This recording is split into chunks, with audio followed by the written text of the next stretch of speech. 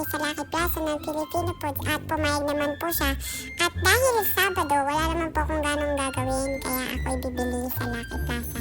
At dahil magdamag, maghapon nga pong nag-uulan dito, tayo magdadala ng payong at baka tayo maulan na.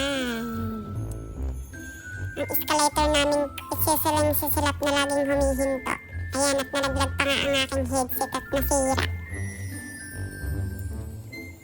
At dahil nga po malapit na yung Chinese New Year, may mga ganyan-ganyan na silang design. MRT! At nandito na tayo sa Lucky Plaza.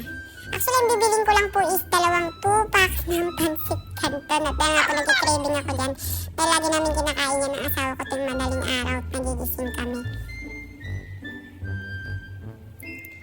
Tayo uuwi na at baka lumakas pa ang ulan. At tayo maghihiga-higa na. Tcharan! Thank you po sa panonood ng aking mini vlog.